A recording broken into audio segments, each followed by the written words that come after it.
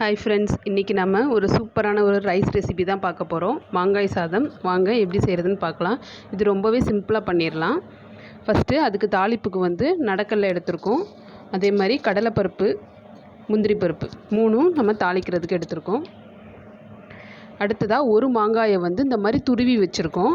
அடுத்து ஒரு சின்ன துண்டு இஞ்சி துருவி வச்சுக்கோங்க. கொஞ்சமாக கொத்தமல்லி, கொஞ்சம் கருவேப்பிலை, அவ்வளோதான்.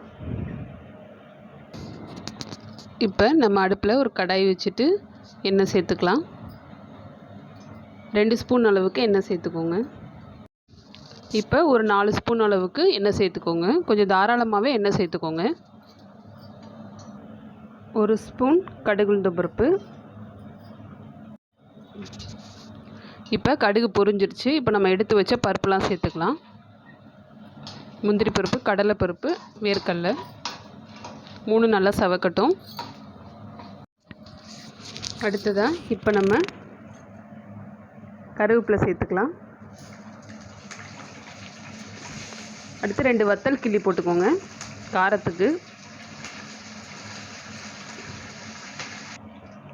அடுத்ததாக துருவி வச்சுருந்த இஞ்சி சேர்த்துக்கலாம். அதையும் சேர்த்து நல்லா வதக்கிடலாம்.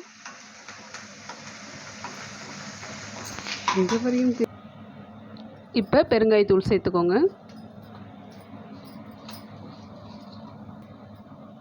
இப்போ கடைசியாக நம்ம துருவி வச்சுருந்த மாங்காயை உள்ளே சேர்த்துடலாம்.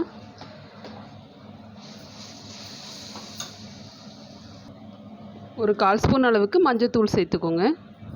இது ரொம்ப நேரம் வதங்கணும்னு அவசியம் இல்லை. நம்ம மாங்காய் போட்டு கொஞ்சம் நேரத்துலேயே நம்ம சாதத்தை போட்டு கிளறிடலாம். உப்பு நீங்கள் சாப்பாட்டில் சேர்க்குறதா இருந்தால் அதிலே ஃபுல்லாக இருந்ததுன்னா அப்படியே போட்டு கிளறிக்கோங்க. உப்பு இல்லை கம்மியாக இருந்தது, அரை உப்பாக இருந்ததுன்னா நீங்கள் மாங்காயில் கொஞ்சம் உப்பு போட்டுக்கோங்க. இப்போ சூடான சாதத்தை நம்ம நல்லா 10 நிமிஷம் ஆற வச்சாச்சு. இந்த மாதிரி உதிரி உதிரியாக இருக்கணும் சாதம், அப்போ தான் நல்லாயிருக்கும் மாங்காய் சாதத்துக்கு. நல்லா ஒன்றோடு ஒன்று ஒட்டாமல் குழையாமல். இப்போ இதை நல்லா கலந்து விட்டுறலாம். உப்பு நீங்கள் இப்படி போட்டுட்டு கலந்த பிறகு கூட நீங்கள் செக் பண்ணிக்கலாம். கம்மியாக இருந்ததுன்னா சேர்த்து கிளறிக்கலாம். அடுப்பை லோ ஃப்ளேம்லேயே வச்சுக்கோங்க. ஏன்னா மாங்காய் இது அப்படியே பிடிக்க ஆரம்பிச்சிரும். சிம்மிலே வச்சுட்டு கிளறுங்க. இப்போ இந்த மாதிரி ஈவனாக எல்லா சைடும் கலந்து விட்டுருங்க. மாங்காயோ மாம்பழமோ இந்த சம்மர் டைமில் இந்த சீசன் இருக்கும்போது மட்டும்தான் கிடைக்கும். ஸோ இந்த மாதிரிலாம் ரெசிபி செஞ்சு சாப்பிட்டு பாருங்கள், ரொம்பவே நல்லாயிருக்கும். மாங்காய் மாம்பழம் பிடிக்காதவங்க யாருமே இருக்க மாட்டாங்க. ஸோ இந்த மாதிரி எல்லாமே ட்ரை பண்ணி பாருங்கள். நம்ம சேனலில் இதே மாதிரி மேங்கோவை வச்சு ஐஸ்கிரீம், குல்ஃபி இந்த மாதிரி பண்ணியிருக்கோம். அதையும் செக் பண்ணி பாருங்கள், அதையும் செஞ்சு பாருங்கள். இப்போ அடுப்பை ஆஃப் பண்ணுறதுக்கு முன்னாடி நம்ம மிளகு, சீரகம், வெந்தயம் 3யுமே வறுத்து பவுட்ரு பண்ணியிருக்கோம். அந்த பவுடரை மேலே போட்டுருங்க.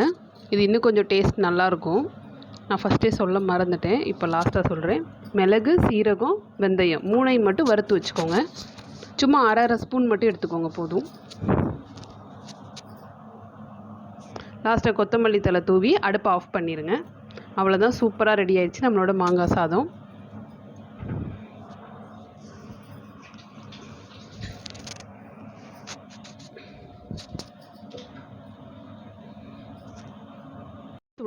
சூடாக மாங்காய் சாதம் ரெடி ஆயிடுச்சு. ரொம்ப சிம்பிளான லஞ்ச் பாக்ஸ் ரெசிபி இது. நீங்கள் மார்னிங் டைம் ரொம்ப அவசரமாக பண்ணும்போது இந்த மாதிரி செஞ்சு கொடுத்தீங்கன்னா சிம்பிளாக பண்ணிடலாம். ஆனால் டேஸ்ட்டும் ரொம்பவே சூப்பராக இருக்கும். நல்லா விரும்பி சாப்பிடுவாங்க.